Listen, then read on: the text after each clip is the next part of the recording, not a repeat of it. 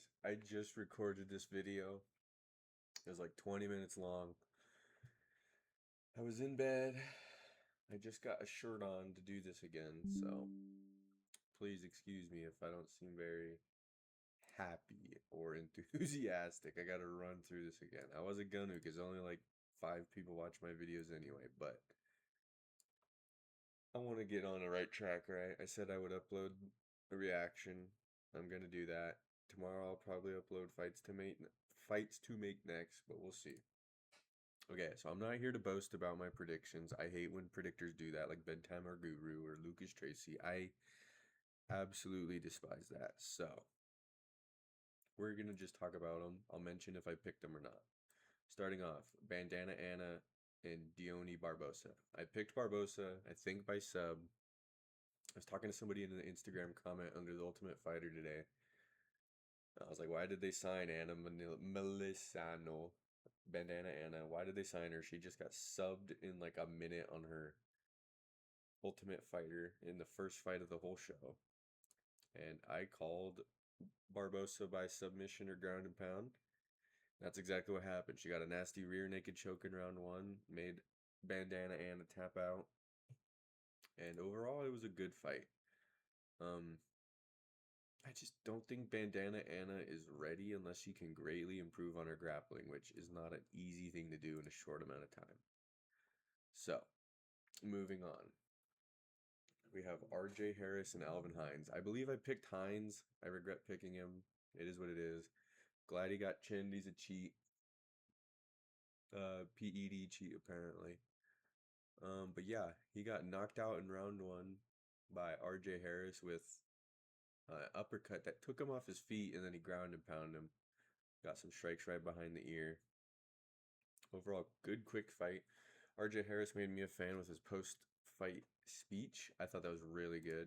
He was like tearing up, making DC tear up, talking about how he's gonna be a father.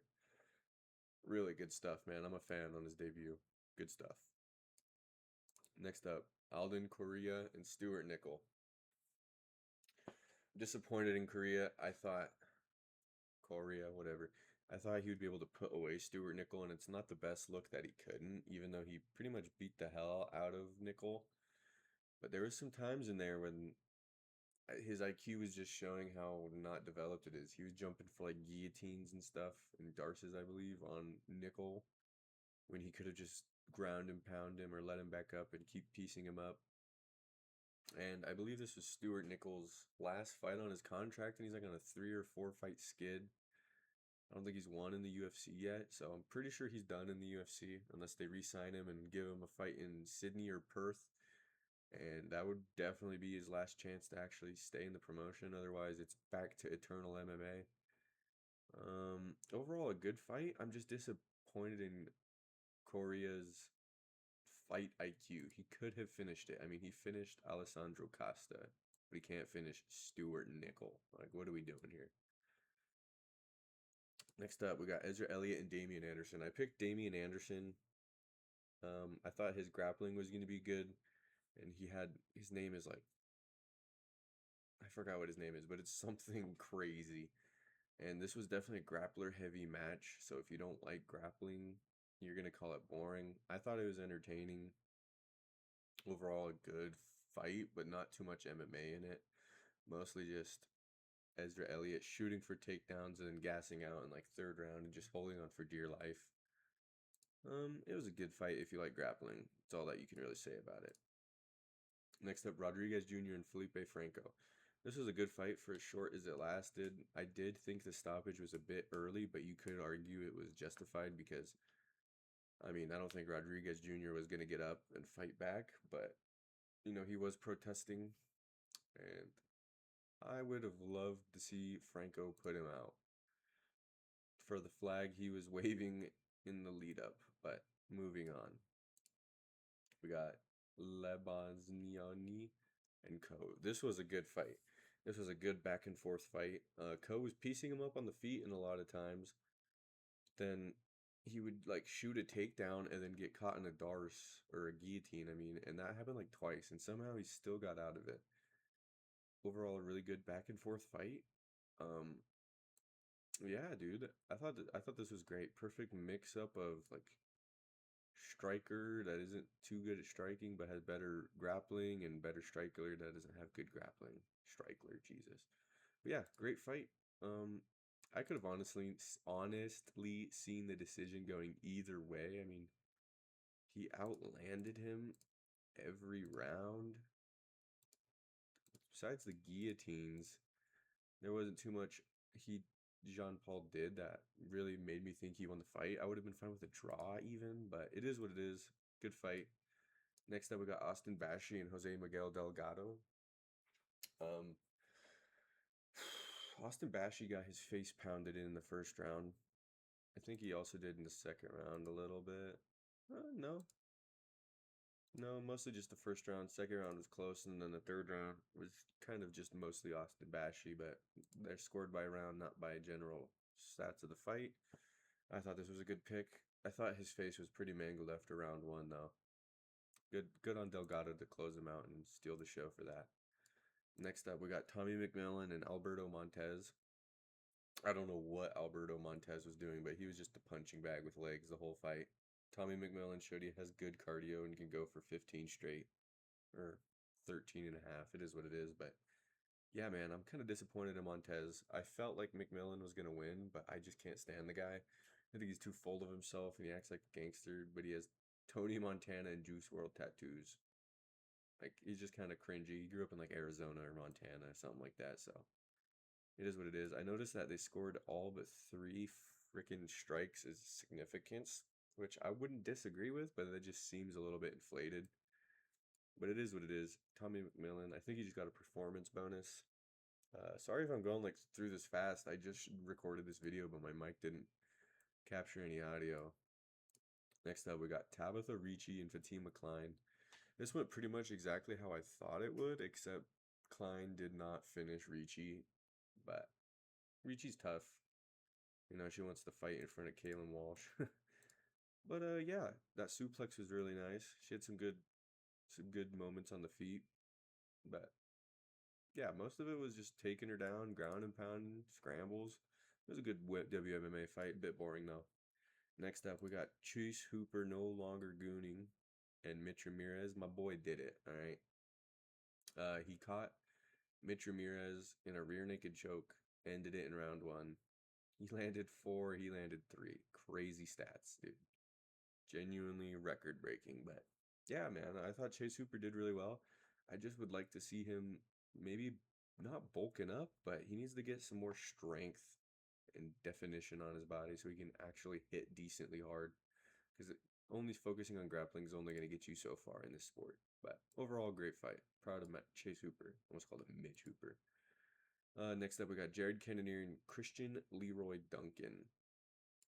Now, this fight kind of went also how I thought. Um, Jared Cannonier's just too old. He's not chinny, but he's just plotty.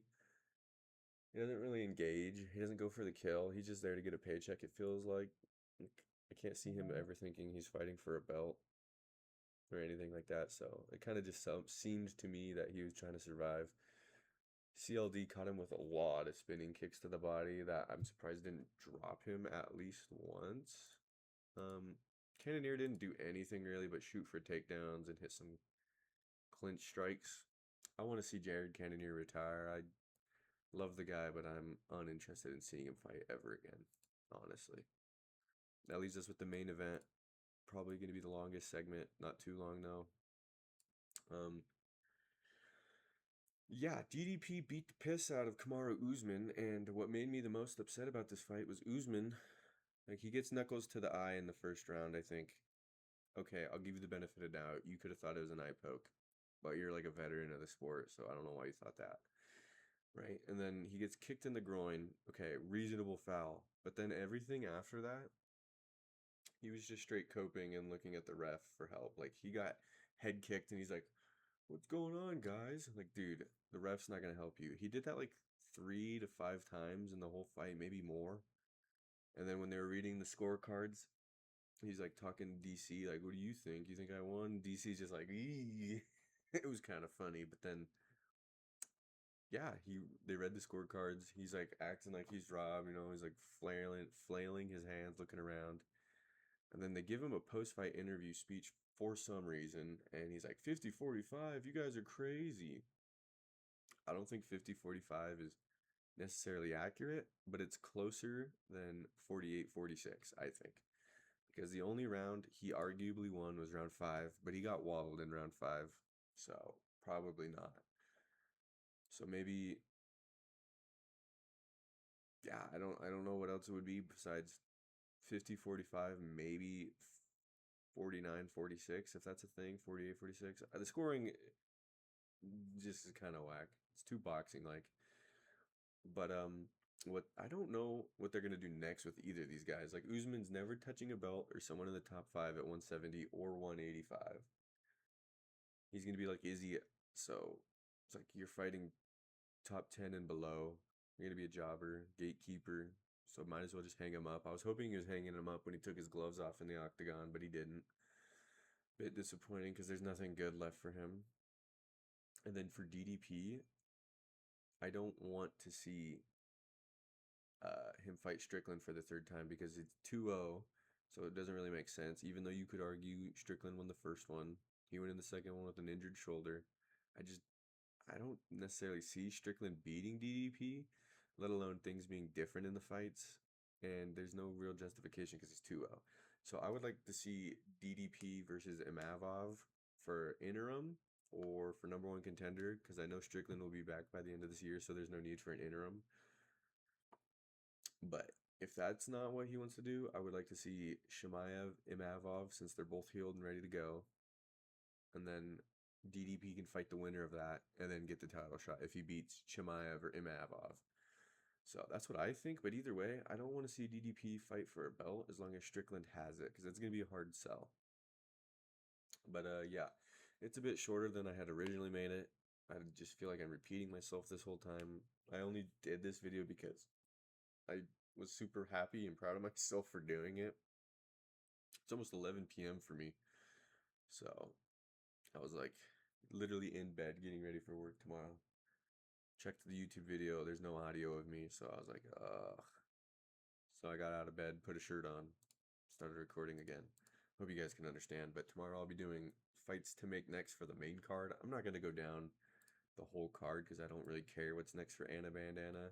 Maybe I'll do like RJ Harris, but mostly it's going to be the main card. So yeah, thanks for watching, guys. Like, comment, subscribe. I appreciate it. Keeps me motivated. Have a good night. See ya.